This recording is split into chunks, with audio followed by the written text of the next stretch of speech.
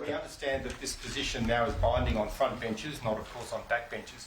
But in '99 with the Republic, there was an open vote for front bench and back bench. Peter Costello for a Republic, John Howard for the monarchy. And then on same-sex marriage, there was an open vote. What's your reasoning in breaking with that precedent and taking a different approach here? Well, generally, the precedent has been, and in both parties, I mean, obviously there's a different scenario in Labor because you can't express the sort of view that my backbenchers can. In the Labor Party, you cross the floor, you're expelled from the party, as you know, whereas part of our culture within the Liberal Party since its formation by Menzies is to allow people to have their say and their voice, and we do that. But this is a very significant issue. It's not an issue of conscience similar to the same-sex marriage debate, and I believe very strongly, as does the Shadow Cabinet, the broader ministry and our party room, which endorsed that position, that it is a binding position in relation to the executive of our party. Well, the Republic was a bigger change. With respect, I contest that. I think this is a very, very significant change, and I don't think Australians yet understand the full impact of what the Prime Minister is proposing. And why would they? Because he won't explain the basic detail to them. In relation to backbenchers, I've seen some reporting.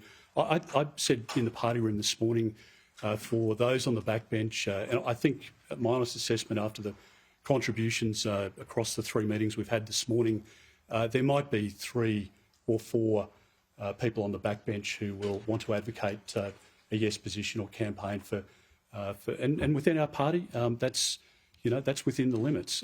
But the vast majority, I mean, if you're talking about the mood that was in the Shadow Cabinet or in the Shadow Ministry or indeed in the party room, overwhelming majority of the position that we've adopted, no question. If the referendum does succeed on the wording that is currently proposed in the amendment, are you consigning the Liberal Party to irrelevance? Are you staking the party's future on this decision?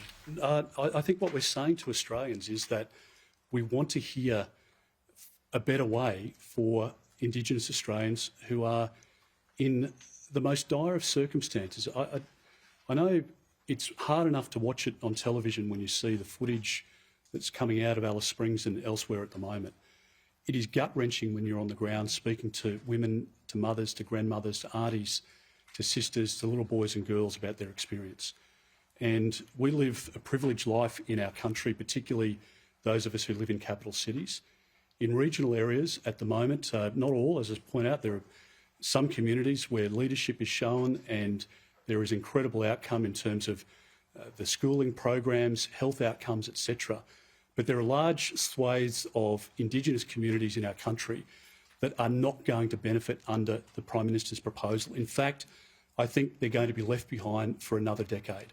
And what we're proposing here as a Liberal Party is an opportunity to unite our country, not to disrupt the system of government as we know it, and also to be able to put ourselves in a position where we can improve the outcomes for Indigenous Australians on the ground.